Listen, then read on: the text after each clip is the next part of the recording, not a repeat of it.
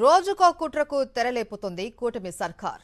మాజీ CM YS Jaganmohan Reddy ఎక్కడకు వెళ్లినా జన ప్రభంజనం తరలివస్తుంది. దీన్ని జీర్ణించుకోలేని చంద్రబాబు ప్రభుత్వం ఆయన పర్యటనలపైన ఆంక్షలు విధించాలి అని చూస్తోంది. దాడులు, కేసులు, అనుమతుల పేరిట జననేతను బయటకు రాకుండా కట్టడి చేసే కుట్రలకు తెగబడుతోంది. గతంలో ఏ ప్రతిపక్ష నేతకు లేని నిబంధనలు తెరపైకి తెచ్చి ఏదో విధంగా పర్యటనను అడ్డుకునే ప్రయత్నాలు. వైఎస్ఆర్సీపీ అధ్యక్షుడు వైఎస్ జగన్ పల్నాడు జిల్లా సత్తెనపల్లి పర్యటనను అడ్డుకునే కుట్రతో కూటమి ప్రభుత్వం ఆంక్షలు విధిస్తోంది. రేపు సత్తెనపల్లి మండలం రెంటపాల గ్రామంలో వైఎస్ జగన్ పర్యటించనున్నారు. సార్వత్రిక ఎన్నికల ఫలితాల అనంతరం ఆత్మహత్యకు పాల్పడ్డ వైఎస్ఆర్సీపీ నేత రెంటపాల గ్రామ ఉప సర్పంచ్ కొర్లకుంట నాగమల్లేశ్వరరావు కుటుంబాన్ని పరామర్శించనున్నారు. ఆ కుటుంబాన్ని పరామర్శించి వారు ఏర్పాటు చేసుకున్న విగ్రహాన్ని ఆవిష్కరించడానికి రేపు మాజీ సీఎం వైఎస్ జగన్ రెంటపాల పర్యటన ఖరారైంది.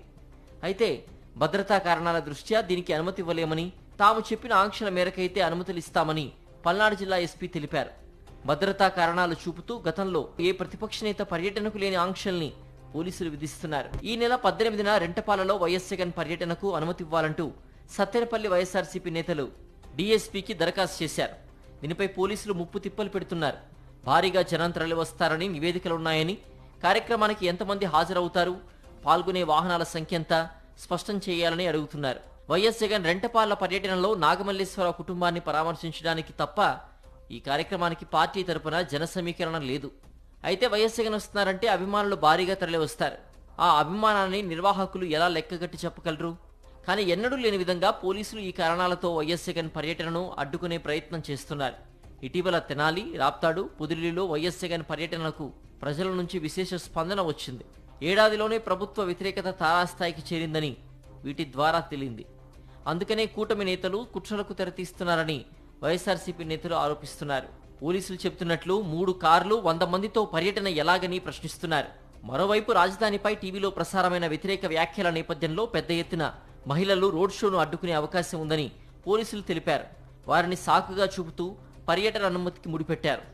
అనుమతుల విషయంలో గందరగోళం సృష్టించడం, పాల్గొంటే కేసులు పెడతారన్న భయం కలిగించి వచ్చే అభిమానుల సంఖ్యను తగ్గించే కుట్రలకు తెరలేపిందని వైఎస్ఆర్సీపీ నేతలు ఆరోపిస్తున్నారు. 18వ తారీఖున ఉదయం సత్తెనపల్లి వెళ్లి నాగమల్లేశ్వరరావు కుటుంబ సభ్యుల్ని పరామర్శించి రావాలని జగన్మోహన్ రెడ్డి గారు నిర్ణయించుకున్నారు.